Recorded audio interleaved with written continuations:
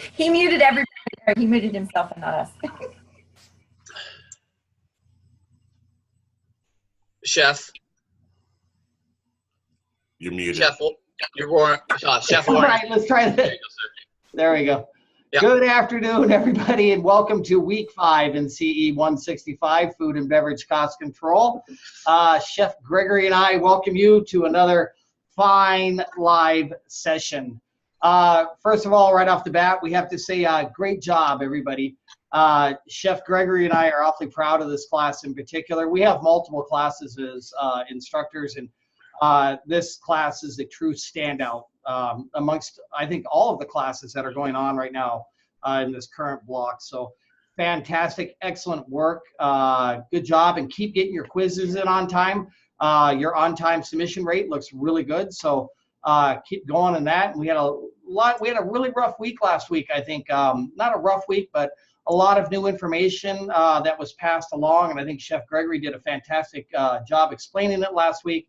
And I think overall the class did fantastic Fucking based on the fact that it was new information. So congratulations, everybody, and hats off to you.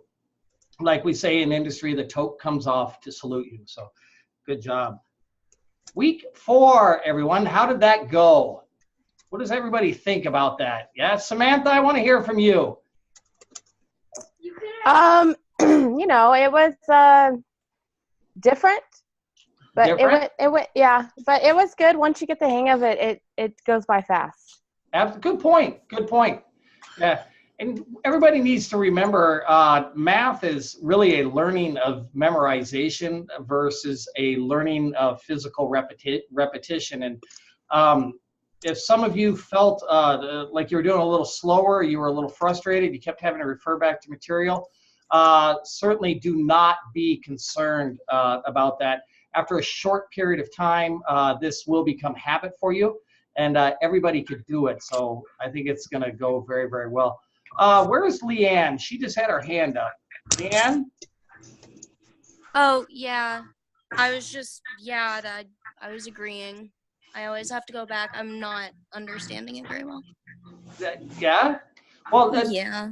Let us know. Pick up the phone and call us, and we're going to walk you through it, and we're going to take care of you and make sure that you do understand it. But at the same time, make sure that you're patient with yourself, because it took me a number of times when I was first starting out in this industry to get a true grip on these numbers and understand them. And now it's just second nature to do them. So certainly hang in there. Chef Don in the house. How'd it go for you last week, Don? Wow. That's all I gotta say is wow. It wasn't bad. It's just if you pay attention to detail, for me, that's just for me, I have to pay attention to that detail. Like Chef Gregory always says, just read it. But being an Intel analyst and doing strategic and tactical operations, we like to read into things. Yes. But it was still pretty good overall. You know, some slight mistakes of just fat fingering the answers and thinking I'm applying logic when there is no logic that needs to be applied. I think this is something, like you said, it has to be repetitive, and we have to keep doing this. And once we do it, you know, it's going to be great. So I can see the outcome. It's just going to take the crawl, walk, run phase right now, and that's where we're at. But also I want to say, hey, I got a thing, an email from you in reference to your back of the house facility management. Thank you. Just ignore everything from No, I want to watch it because it's cool. I'm just letting you know. It's just FYI. It's my way of staying in contact with our old students. And by the way, I was working on a lesson plan for another class, and one of the assignments was schnitzel. So I was going to send you the assignment to see if you could help us out with it. Since I know you have an affinity for that food. So thanks, Don, for sharing. Hey, Gabriel, what do you think about week 4? Week 4. Kind of like Don said, wow. You know, first of all, I'd like to just thank you and Chef Gregory for your patience and working and stressing how important this is. I've been in the restaurant business since I was like 14 years old. And just like you said, it's repetition. You know, this actual block right here is what I wanted to get with my tuition. Yeah. So this is like the backbone of what will save you. And once you get your own product and you start working with your own stuff, then you'll be able to start figuring numbers, and then it starts to make a lot more sense, because once you have your menu and you're dealing with that same product all the time, I believe it just gets easier. But it's an eye opener, and like I said, I got all of my tests printed out. It's like one of the things, I just have to look at it and work, physically work your way through it. And I thank you guys for teaching us this. Thank you. Yeah. Awesome. Thank Gabriel, you. I do the same thing. Yep. I have everything printed out. Yeah. Yep. Hey, Gabriel, thank you for those comments. Chef Gregory and I certainly appreciate that. And that's the reason we do it. And this class, amongst all others, is certainly going to make you what we refer to as being highly employable. Because when you do get into upper level management in the culinary field, sous chef, executive sous chef, chef, all of those positions, they're going to want to know what your knowledge is as far as those numbers. And if you're able to competently respond to their questions and talk about AP, EP, and yields and budgets and food costs and everything else, that's the kind of person that we want in that position, because they're managing our money at the end of the day, which is critical to us. And so keep plugging away, keep doing what you're doing.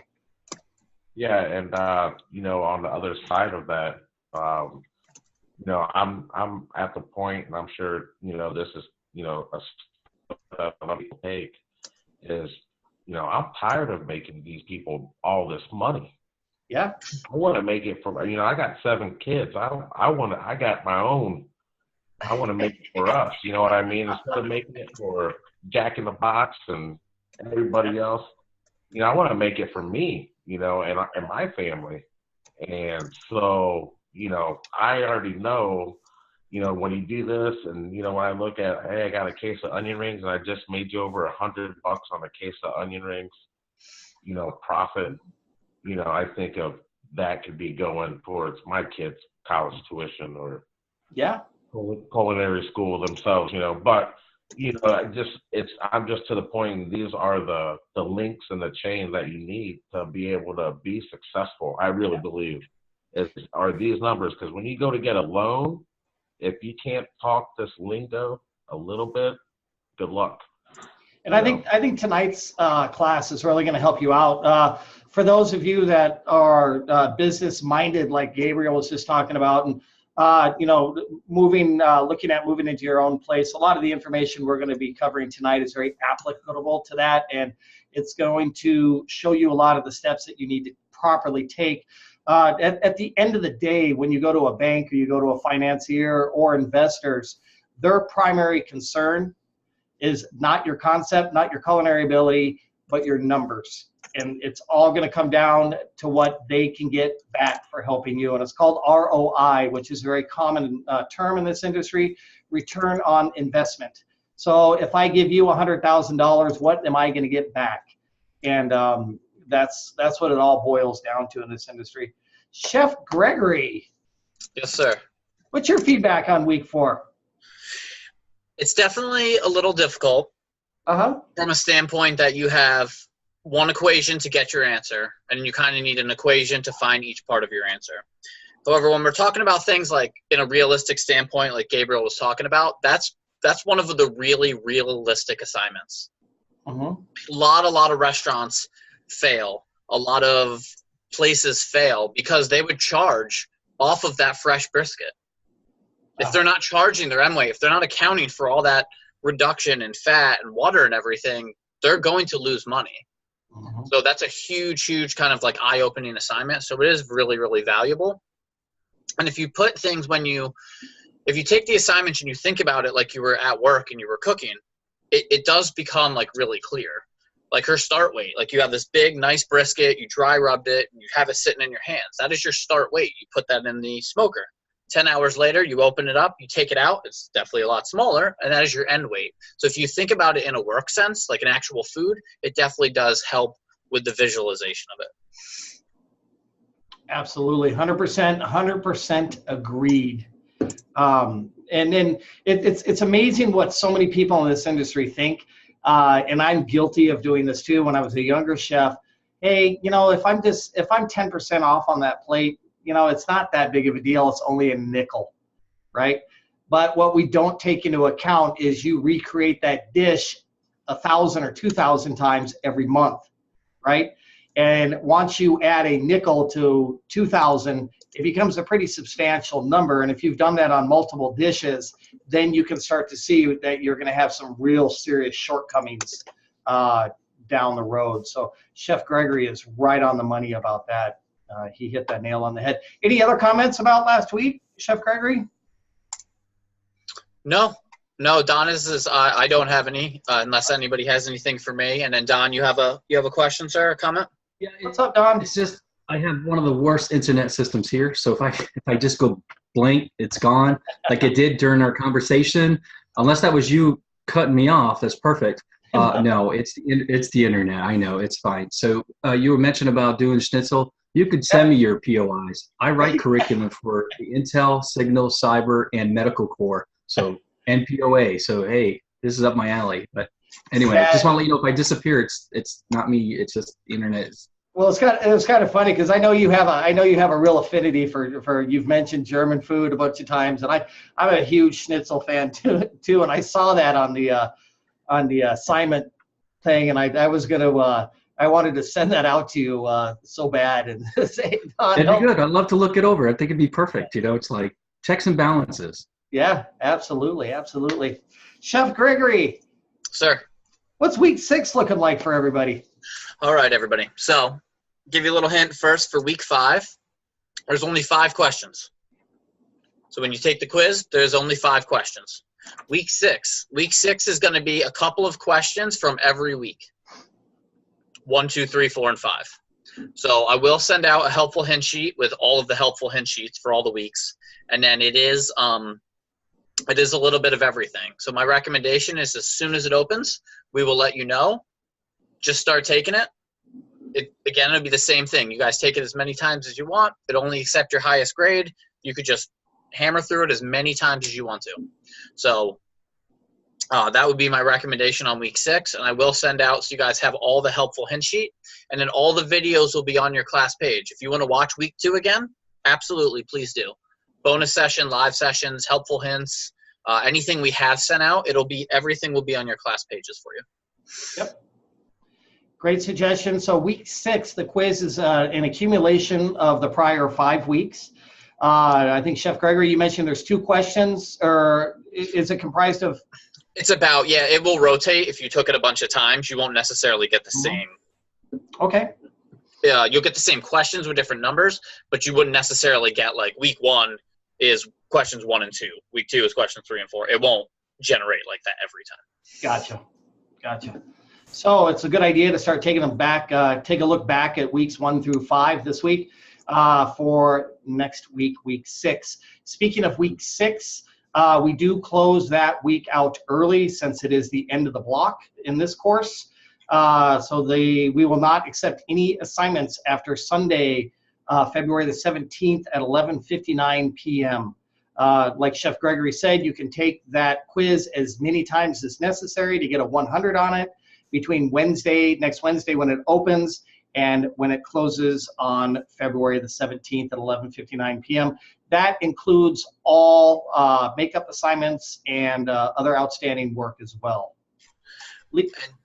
Just one addition, Chef. I am looking at it now. There is multiple choice on there too. It's not all multiple choice, but there are some questions that are multiple choice. It does look like it is a pretty solid mix of everything. There's nothing that's like just all biased towards one week. Good. Excellent. And I think next Wednesday or next Thursday for our live session, we'll do a good review on the prior 5 weeks to help you through the quiz. So we're not going to leave you in the dark. Leanne, what is your question? It's just I have an assignment that's not crossed off that I have turned in. Was it Was it week 2 by any chance? I think it was. I think I Okay. turned it in just a little bit late, and that Yep. was the problem. I'm gonna message you in 1 second. Just give me 1 second to go into the grade book. Okay, thank you. Yep, just give me 1 second on that. All right, everybody, in closure to what we were just talking about, let's finish strong. This class is in position to finish number 1 in this block, which would be a huge accomplishment because this isn't the easiest of classes that we have here at Escoffier. So if everybody finishes strong, I'd love to say we're going to have a pizza party or something, but that's not feasible in this environment. So it'll be a big hats off to all of you. So that would be fantastic. Let's take a look at week 5 for all of us to make sure that we're all coordinated here. Make sure that everybody's tuning in to our weekly video here for week 5, produced here in Tucson. And then the research materials are fantastic this week. We were talking a few moments ago about some of you potentially showing some interest in opening your own facility one day. And I know some of you have talked a little bit more extensively about it. Fantastic information up here that will lead you down the right path. And we're going to discuss a lot of this information here in just a few moments. Thank you, everybody, for attending the live session. Bonus session next Tuesday. Is that correct, Chef Gregory? Yes, sir. Yep. Okay. Yes, sir. Great idea to attend that final bonus session, getting ready for the week 6 quiz. That bonus session will be February the 12th at 5 p.m. Central Standard Time, hosted by Chef Gregory and Chef Jonathan. So I would highly recommend taking the time to attend. And then our quiz this week. It's a fairly simplistic quiz. Don't approach it too lightly, though. It's only 5 questions, and it is all about inventory. So that is what we're working on this week. We're going to take a look at a different perspective of food costs. We got into a little bit last week, and most of you at this stage primarily think of food cost as being the plate. However, when we look at it from a larger perspective, it is how we feed ourselves, and we make sure that our restaurant is making money. So we're going to take a look at a couple of slides here that are going to talk about not only that process, but we're also going to talk a little bit about budgeting this week, which is one of the most critical things in a restaurant. I have seen so many restaurants over the years that have attempted to operate without a budget. Operating a restaurant without a budget is like trying to drive a car without tires. It's very similar to trying to ride on a train without tracks. It's not going to happen. A budget is going to tell you what, when, and how to get there. So let's take a look at a couple of things regarding a budget over here. And like I was just saying, we'll put this up onto the class page when we're done, for those of you that would like to take a look at a little bit additionally. So budgets are basically our guiding tool, and each month, those of us that are in culinary management will sit down and go through these numbers. If your facility is having higher fluctuations in numbers, for example, your food cost is way out of whack, or your labor cost is way out of whack, or some other products might be out of whack, you might want to consider working on a budget or doing a little bit of a tighter budget and taking a look at those numbers more on a weekly basis versus a monthly basis. So to create a budget for a new food service facility, we take a look at a couple of different things. So far, you've created a menu. You've decided where you want to put your facility. I think that was in CE 155. You've kind of laid out your kitchen, so you have an idea of some of the expenses that you're going to be incurring. But with that menu, you should be able to develop an average food cost, right? So let's say you add up all of your items and you've got a 24% dish, a 28% dish, a 40% dish, and everything balances out at 32%. So that you would forecast in your new budget as having a 32% food cost. As well, your labor, you're going to have to forecast that as well. you need to do a little bit of research in your local market to determine what the pay rates are. You never want to pay too much and you never want to pay too little. You want to pay a fair wage based on what the market is paying. Labor is a very tricky thing to budget, and you have to be extremely conscientious in that area. You have to remember, kitchen labor is going to run you right around 20% of your gross, and then your front of the house labor is going to eat up another 20% of that as well. So 40 cents out of every dollar is going to pay employees. On top of that 40%, you also have to pay what we call payroll burden. Payroll burden averages about 23.5% of that 40%, which includes things like workman's compensation insurance, federal matched contributions, and those types of things. So you need to be really watching out for that. So you have your food costs that you forecasted. Now you're going to have to forecast your labor cost as well. And then you'll know some of your fixed expenses, which we talked about. I think that was in week 2 or week 3. We described what those are. Fixed expenses are things like rent. Fixed expenses are things that aren't going to fluctuate based on your amount of business. They are a constant monthly charge, right? One of the hardest things to work on is revenue. How do we forecast revenue? Does anybody know? Anybody have any ideas?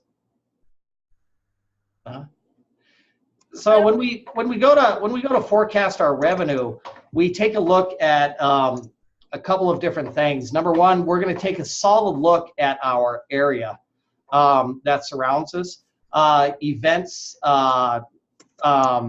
traffic counts, and everything else that's going on, and that's going to give us some indication as to what's going on. But we also know that we have how many seats we have in our restaurant. We also know how much money we are charging. So in order to predict your revenues, let's say you have 50 seats in your restaurant, and you plan on turning those 50 seats twice per day, right? This is something we worked on in 155. So that would mean that you're going to feed about 100 customers per day in your restaurant. And you've done your menu, right? And you know what your menu prices are. And you know that your average entree or your average combination of an appetizer and entree is going to come out to about $20 per person. And then you also know that you're going to anticipate everybody's going to have a soda or a glass of wine or a drink. And the average of those things would come out to about $5 per person.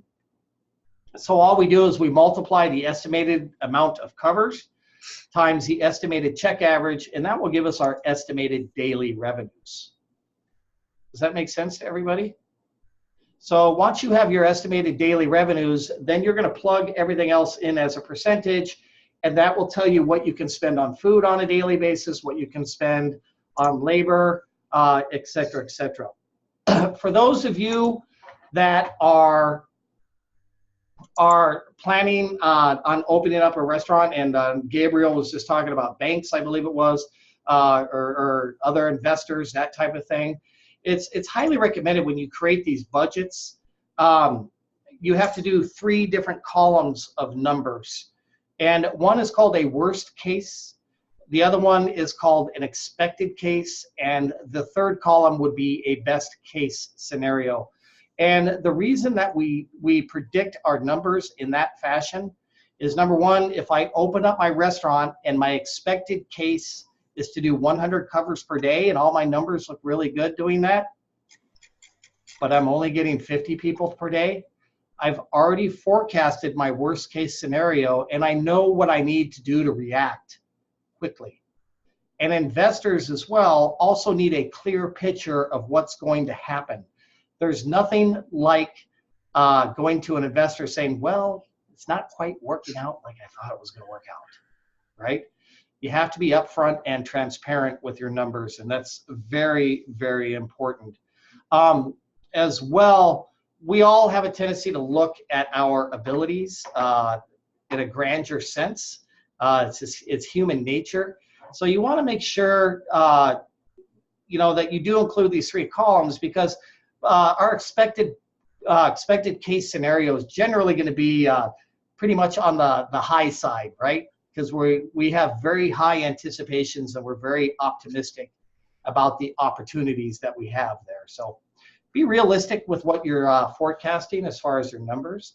So we just figured out how we're going to forecast our revenues. We figured out how we're going to forecast our food. Once you have those done, you're going to be able, that will tell you about what you can spend on labor per day as well, right? So if you're predicting that you're going to do, $1,000 a day in revenue, that can tell you that you can probably run anywhere between $350 and $400 per day in labor, right? And if you know that you're going to pay your cooks $12 an hour, you just simply divide that number by 12, and that will tell you how many cooks you can have in the kitchen. So those numbers are really going to dictate to you each step of the way. So there are other expenses that need to be included into a budget that a lot of people have a tendency to skip over. For example, there are a lot of things that we pay on an annual basis, quarterly basis, or a semi-annual basis. Things such as subscriptions to Muzak. Does everybody know what Muzak is? No? Muzak, you're not allowed to play music in a restaurant without paying royalties on the music, right? So there's a large service that's called Muzak, but that would be a subscription service that you would pay on a quarterly basis. There's insurance payments that are made on an annual basis. You need to make sure in your budget that you take the cost of those annual payouts and amortize them over a 12-month period to make sure that they get put into your budget on a monthly basis. Does that make sense to everybody? Right? So amortization basically means is that you're going to take that whole number and just spread it out over the 12 months. There's other things in there that you're going to want to make sure that you include as well when you're budgeting. Some things like capital expenditures. Capital expenditures, the dollar figure on that is generally set by the individual facility, but they're larger dollar figure items that we buy, such as rational ovens and stoves, deep fryers, that type of thing that we need throughout the year because our existing equipment wears out. So you have to be able to spread the cost of those out over an entire year. Does anybody have any questions so far? Chef Gregory, you have anything to add to that so far? No, it sounds really accurate, sir. Really nicely said. I might, you might throw some things in because you have a little bit different perspective of probably, coming from your prior position with the budgets and the way they work them there as well. A lot of the stuff that we're talking about tonight is traditional, right? This is the way it's been done, and this is the way many people are doing it. But that does not mean that this is the only way that it can be done. So there's a lot of different perspectives involved here as well. This is something that Chef Gregory and I have looked at many, many months. And chefs kind of live and die on this information. Budgets traditionally are written on they're written for an entire year, but they're written in 1 month segments. At the end of each month, right, we will get what is called a P&L, a profit loss statement that compares your actual performance to your budget. Okay? And this is a gauge of where we are at. You have to remember your budget needs to be maintained and adjusted and watched because that is your road path to financial success, right? So if you find out on a monthly basis that you are not, your budget is not actually what it should be, you need to make some drastic changes to get really serious about those numbers. Otherwise, you're going to end up with some locked doors before you know it. This isn't a full P&L here, and this is just, it's kind of a mock one to give you kind of an idea of something that we look at on a monthly basis. So you can look over here on these columns. We've budgeted everything based on percentages, right? And so we know our revenues of $10,000 equal 100%. That's called our top line, right? We figured that out by knowing how many covers in our check average. Our food costs based on our menu that we worked on came out with a food cost of 32%. So that means we could spend $3,200 on food for that month if we generated $10,000. And then same thing with labor and miscellaneous expenses and fixed expenses. So our total expenses came to $9,200 per month, and our profit loss was $800. That was our budget. That's what we said we were going to do. That's what we told the bank. But in reality, each month there is a fluctuation in the numbers. In 37 years of running kitchens, I've never hit the budget exactly. I've been pretty close, but generally there's going to be a variance. So that's absolutely normal. So if you notice, the revenues dipped a little bit here by $400. The food cost dropped from a budget of 32. We came in with an actual of 30. Right, so that's a variance to the budget of $320. So we saved a little bit of money there. So great job to the chef. Labor came in a little bit high at 42% on a budget of 40%. And then our miscellaneous came in a little bit under. We saved a few bucks there as well. So we actually ended up with a little bit of a better profit on lower revenues. We can tell easily why that is based on the P&L. Any questions about that? So those P&Ls are what we live and we die on.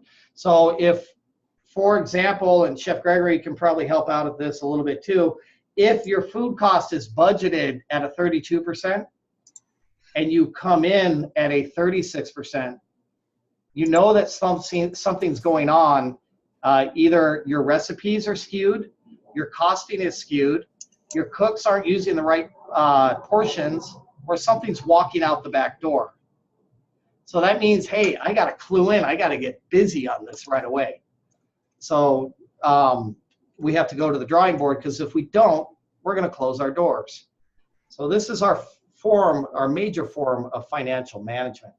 Do you have anything to add, Chef Gregory? No, you're absolutely right. And a lot of that, when you look at things and you work, and even on your externship and you start to see things, a lot of that is really waste. Like improper portions, somebody has to cut celery, and instead of picking off the stalks, they just whack off the bottom, and it's like 4 inches. Like a lot of that does waste that adds up very quickly. Right. Absolutely. And so those are the things, we're going to talk a little bit more about that, things that we need to zero in. You're also going to find with labor, kitchen labor is notorious. We call them clock cowboys. And there's a lot of people that enjoy working overtime. Overtime is time and a half. You got to remember, on top of that time and a half, you also have to pay that 23.5% in burden. So it's extremely expensive. It's very expensive when you've budgeted your labor at $10 per hour, and then you have somebody that didn't do a good job and is working very slow and has gone into overtime, and now you're paying them $15 an hour. Now you're losing money every time that person takes a step. So you really have to work on that. And then they define overtime as anything over 40 hours within the 7-day period. Here in the state of Arizona, it might fluctuate from state to state. But overtime is a big killer in the restaurant industry. Another way to help control your labor cost as well, instead of scheduling everybody at the same time, we like to stagger people in.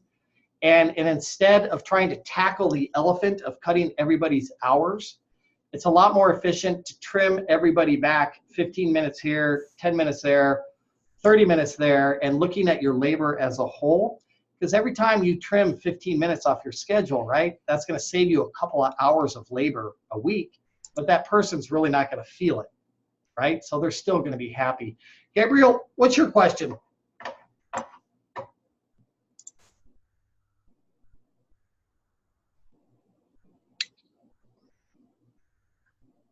I have some loud dogs right now that are Okay. Get back to it. All All right, we'll get back to you. No problem. Chef, can I have one thing in for everybody? Sure. Some of the states I've worked in, overtime is actually per day and per hours per week. So, for example, in Minnesota, if you worked a 9-hour shift, you'd get paid for 8 hours and 1 hour of overtime, even if that was the only day you worked. So you really had to be careful, and you really have to know your state laws, because some will have it per day and then also the total for the week too. Right. Yeah, absolutely. So it does fluctuate from state to state. And in the state of Arizona, that's how we define it. But overtime is a huge issue. I always look at myself first when I have a lot of overtime on my staff, because that tells me as a manager, a culinary manager, that perhaps I am not managing properly. And I need to take a look at what I'm assigning and whom I'm having do it before I do it. Rarely in the restaurant industry, and I know Chef Gregory is going to be on top of this because I know Compass is tight, rarely do we schedule for 40 hours per week. We'll generally schedule at 38, 39 hours just to have a little buffer of safety in there. Isn't that true, Chef Gregory? Yes, sir. Yep. Absolutely. Yeah. And if you had asked somebody to come in a half hour early because somebody was running late or something, you always schedule yourself a buffer. Yep. So it's some of the things that you can do to help control your labor costs. Keep a tight eye on it. It will chew you up and close your doors before you know it. So that is something very, very critical. We talked a few minutes ago about top line revenues and what those are. And top line revenues are traditionally our income. Restaurants today will have multiple sources of what we call revenue streams or revenue centers. Traditionally in restaurants, a revenue center would be the dining room, and that's how we would run our restaurant. But today we have multiple revenue centers in restaurants. One would be catering. Number 2 would be the dining room. Number 3 would be activities such as culinary classes or culinary demonstrations. Number 4 would be companies like Grubhub, Postmates, DoorDash. All of those are different revenue sources that we bring together to create what we call our top line. So when you open up your restaurant, make sure that you make sure you have all the sources of income that are available to you. A lot of times we have a tendency to close our eyes on that.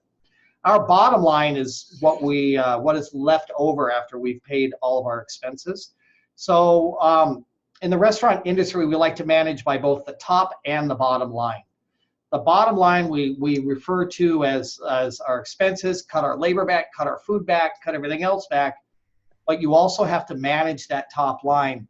Top line management is your marketing, your quality of product, how many customers are coming in your door. Do not close your eyes on your top line. That's where your money comes from. I remember in 2000, after September 11th, I was the executive chef at a hotel, a director of food and beverage, and our revenues tanked. Our top line went south because groups canceled. It was a horrific time for our country. So we really had to focus on managing our bottom line expenses, but then we really had to focus on our top line expenses. How can we get people in during this difficult time? Because we have to keep our doors open. And so that really accentuated the importance of top line revenue management. We created a Mango Fest. We did all sorts of different things with mariachis and Tequila Sheila and all sorts of things to get creative to manage that top line, which helped us manage our bottom line in response. Gabriel, what's up? Hey,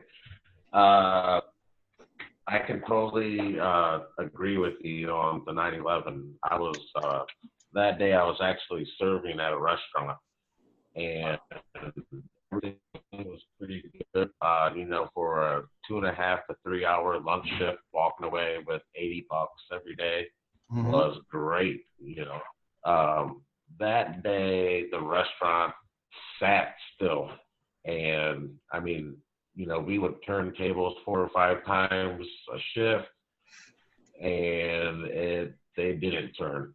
Yeah. And it didn't move for, it seemed, for months, for a long time, for people to feel comfortable enough to go out and spend money again in restaurants. And, you know, I was just struggling to make $20 to buy a package of diapers. Yeah. You know, it was, you know, I can imagine for the people I work for, you know, like you said, you have to keep the doors open. But I can totally relate to that. I was there that day, you know, and it was just from that day on, it changed. It just changed how people spent money, and it hit the restaurant. I think, you know, it reshaped our entire industry. Things changed dramatically following September 11th. I mean, what a horrific thing to have happened. But the ramifications, which are often unspoken to the restaurant and hospitality industry, were tremendous. So in hindsight, it turned out to be a huge learning experience for us, like most things in life. And you know, you got to pick yourself up and brush yourself off and move forward. So absolutely. And then moving on to this week. We just talked a little bit about how we're going to put our budgets together, some things about forecasting, check averages, and how important the actual budget itself is, top lines and bottom lines. We talked about actual versus budget, and we talked about variances as well. These are things that you're really going to have to become accustomed to working with as you develop in your career. This is what guides us and directs us. Everything in culinary arts relates to math. 110% of what we do is all math. And this is the most valid thing that you can learn. Without a budget, they don't open your doors, just lock them. I mean, that's all I can say, speaking from experience. Let's talk about something on the other side of the coin. We've talked about inventory previously in this class, and we're going to talk a little bit more about it because this applies to our weekly assignment. We're going to go through this here quickly, and then Chef Gregory is going to share a little bit of information with some helpful hints and some other stuff.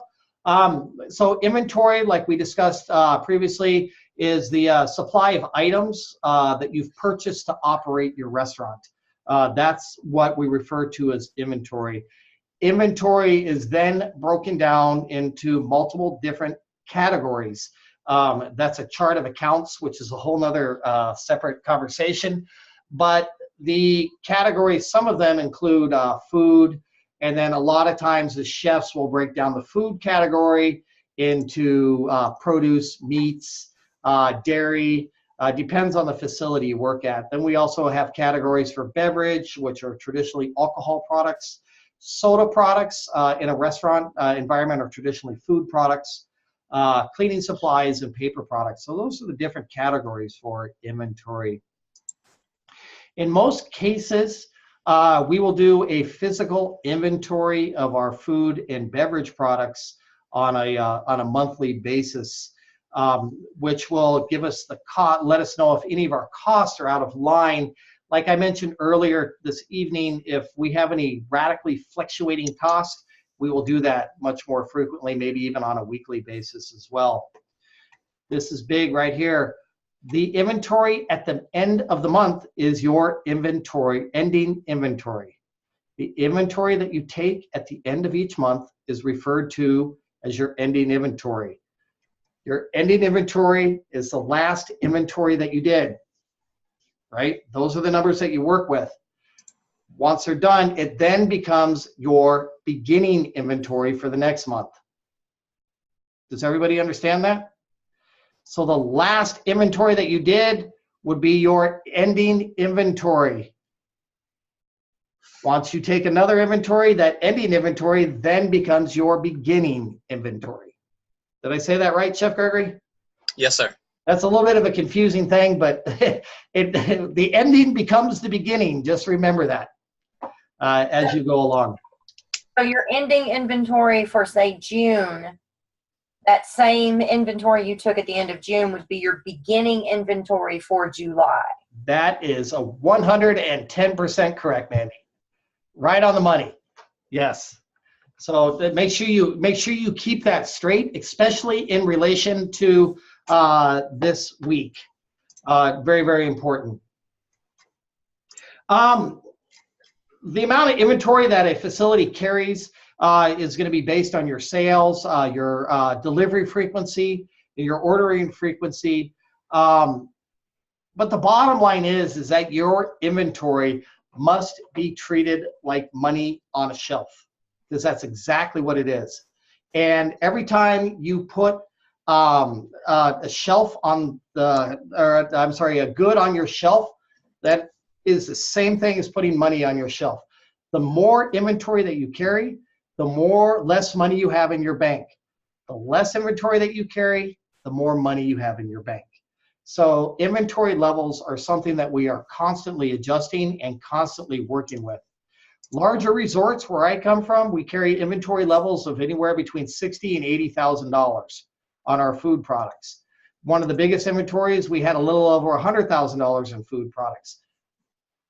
That you have to manage it just like it is your bank account, right? And I will say this, and I hope everybody understands this, and please take it seriously. Inventory is like money on a shelf. You would not put money on your shelf and leave it unattended, would you? Would you put a stack of $100 bills on there and walk away and just forget about it? If it's locked. Well, you have to treat your inventory like it's cash. Pilferage in the hospitality industry is a pretty serious problem. You're dealing with a lot of people that, for one reason or the other, will think, hey, I'll take home a couple tomatoes with me. I'm making a salad tonight, or hey, we're cooking, we're barbecuing this weekend. I'm just going to take a couple hot dogs with me, And every time you lose a hot dog, you realize you have to sell 4 more hot dogs to pay for that lost hot dog, right? So you have to be very, very conscientious about what your staff members are doing at all times.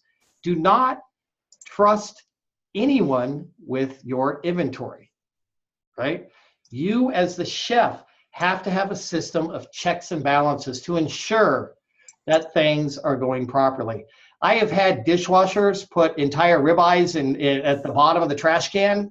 It's busy, we're on the line, we're rocking and rolling, the dishwasher goes in the walk-in, grabs the ribeye, puts it into the trash can, takes it out, sets it next to the dumpster. When he leaves at night, he picks it up and he carries it with him.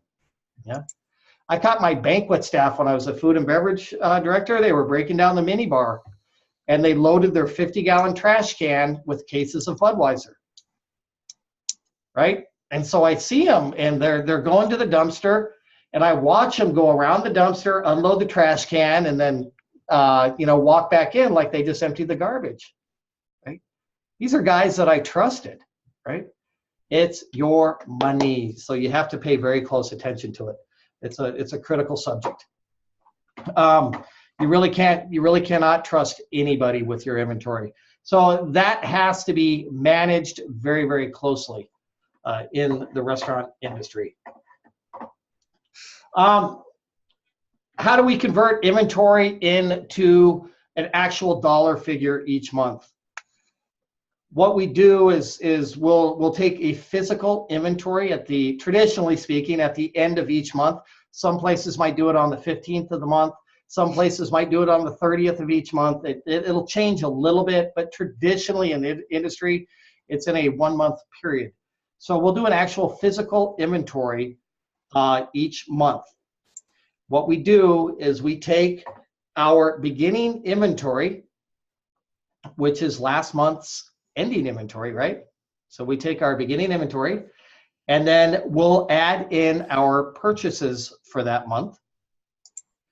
And then we will subtract our ending inventory, which then becomes our food cost as a dollar figure. Does that make sense to everybody? Right? And then what we'll do to convert that, or to take a look at it in a little bit of a different perspective, if your beginning inventory is 10,000, your purchases are 16,500, your ending inventory is 12. So you're going to take your beginning inventory, add it to your purchases, and then you're going to subtract your ending inventory, and that will tell you that you went through $14,500 worth of food for that period. That is referred to as your food cost. That is the actual amount of money that you spent on food during that 30-day period. Does everybody understand that? So always remember, beginning inventory plus purchases minus ending inventory equals food cost. And then to convert that into a food cost percentage for the restaurant, if your food cost for the month was $32,000 and your sales were $100,000, you're going to divide your food cost dollars by your sales dollars, and that will equal your food cost percentage. So 32,000 divided by 100,000 equals 0.32 or 32%. Did I say that right, Chef Gregory? Yes, sir, you did. Yay, I'm getting good, man. I'm finally coming around after all this. Yeah. So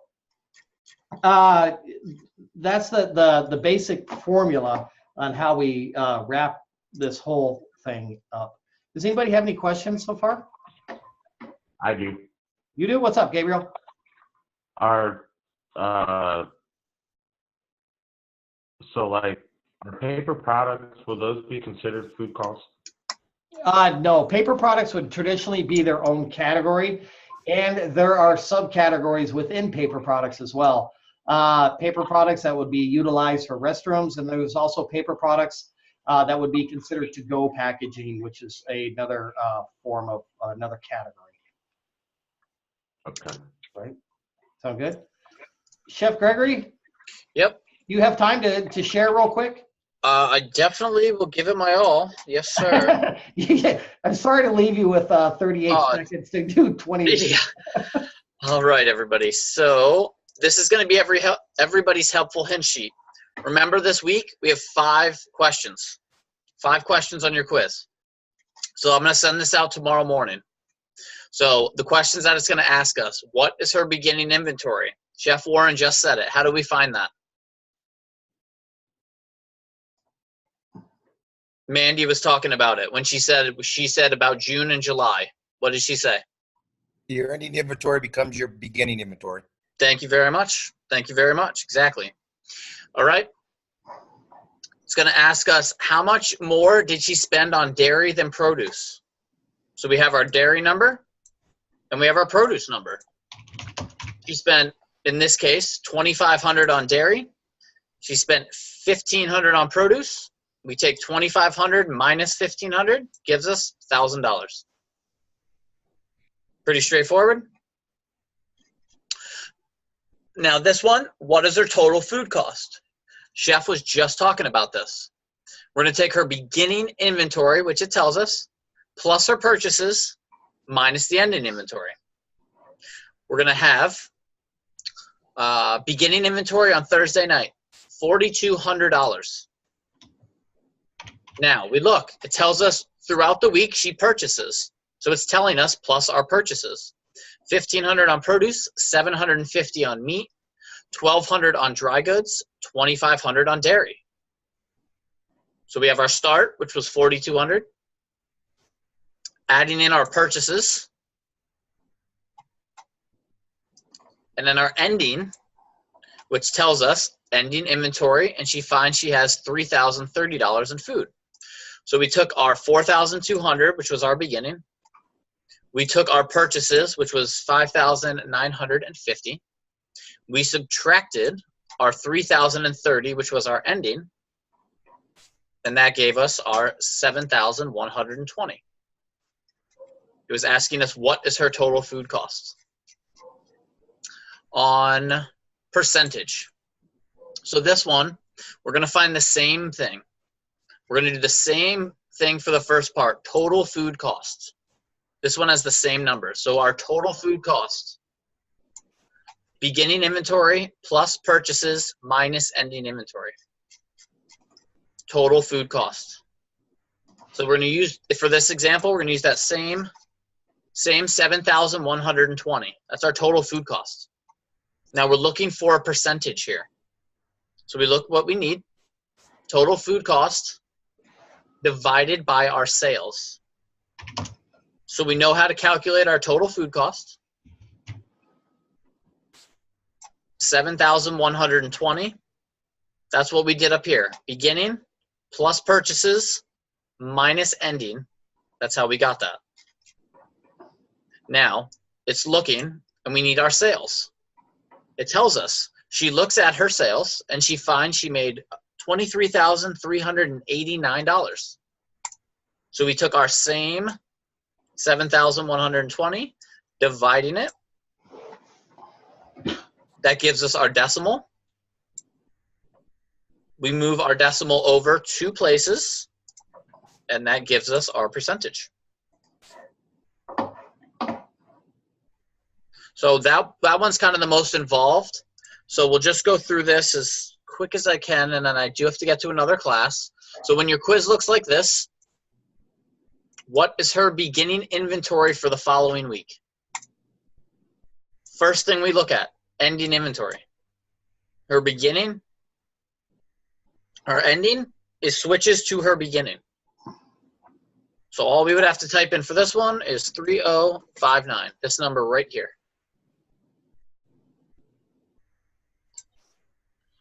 On this one, how much did Chef Amy spend on food over the course of a week?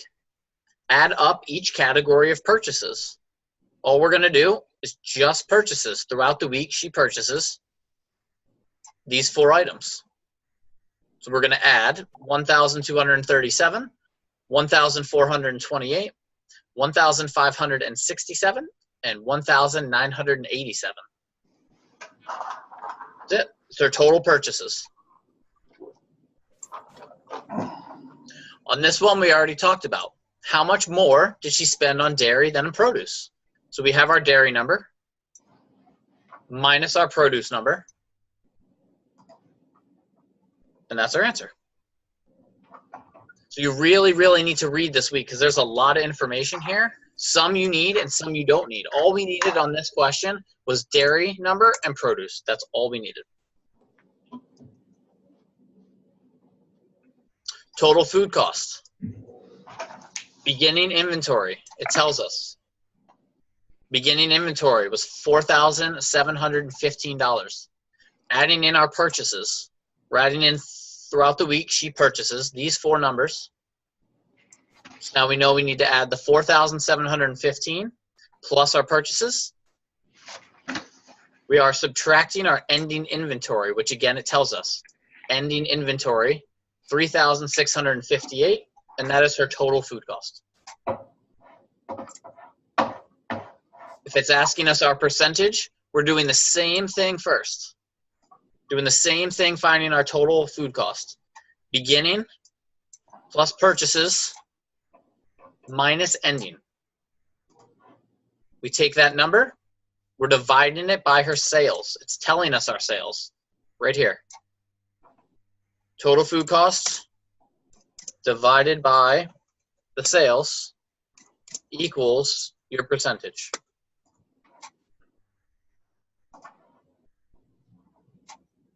All right, I am sorry, I do have another 165 course. Chef, if you want to cover anything else with them, I appreciate it. I will send out the helpful hints to you guys tomorrow, and please attend on Tuesday if you need to. It is completely voluntary, but if you need to, please do.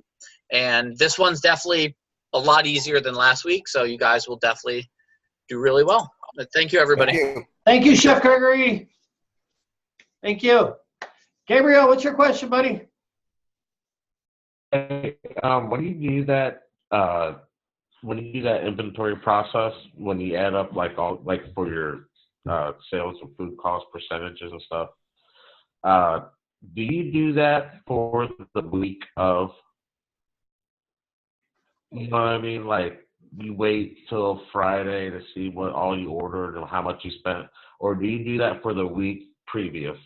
Like do you take this week's purchases, and then you compare that to the week previous? It won't matter where you close it out or open it up. The amount of food that you have used during that period will still remain the same. using the equations. So traditionally, we do this on a monthly basis, right? So we'll take our ending inventory at the end of the month, right? Calculate our numbers, which then becomes our beginning inventory for the next month. Then we'll go for the entire month, and then we'll take another inventory, and then we'll figure our numbers out there. Regardless of where you're at, regardless of what you purchased, anything else, regardless of the distance and time, whether it be 1 day, 2 days, 3 weeks, it's still going to remain the same mathematically. So, for example, my background is in resorts and hotels, and so an order would be a semi for us, right? And I've made mistakes where I've ordered a semi worth of food on the 29th to come in. Historically, that's a real big problem in the month of December because you have a New Year's Eve coming up on the 31st. So we'll get a massive order in on the 29th. We go into production, taking all that food out. Then we do inventory on the 30th. We have half the food broken out and produced. And then we have to do a major inventory because of that huge order that just came in. But the food cost will still remain the same whether we got that order or we didn't get that order, because that product is accounted for in our inventory. It just creates more work. Does that make sense? Yeah. Okay. I work for a company where they're figuring out their profit, so they would take everything that we spent for the week, and then they would take that week, and then from the week previous, those numbers, that's what they would subtract, not from that same week, not the money they made that week, the money they made the week before. That's it. To me, that's kind of like driving a car with a foggy windshield. Because you can kind of see where you're going, but not really. What we refer to that is just determining your gross profit in industry, and it's not really accurate because you don't have all your actual expenses in there. You cannot take your invoices to create your food cost. That's exactly what they're doing, just the invoices. Yeah, because what about, I mean, you buy 5 pounds of granulated garlic, you use 2 tablespoons in that week, but you're going to charge me for the entire 5 pounds of garlic, right? Right. You have to inventory it to find out what you used. So does that make sense to everybody? What's that, Gabriel? I thought I was crazy. They made me feel like I was crazy because it was right to them. But it all makes sense. It was for a private club, and that's how they do things. So whatever, But I was just like, you're completely wrong here. Okay. That's the way it rolls in this industry. I mean, like we said, everything that we're teaching you and we're showing you are traditional, and the reason they're traditional is because they work and they've been effective for a lot of years. They've withstood the test of time. But there's always somebody out there trying to reinvent the horse. This is one of the oldest industries around, and they've been doing it this way for hundreds of years. And I don't know, if you can reinvent it, go for it. Yeah. So, all right, everybody. Well, thank you very much for a great week 5 live session. Once again, if anybody has any questions, please let us know. And get those quizzes in early this week. 5 questions. You should be able to rock it out. We're here to help you. So have a great week, everybody, and take care. Bye, everybody. Bye, everybody.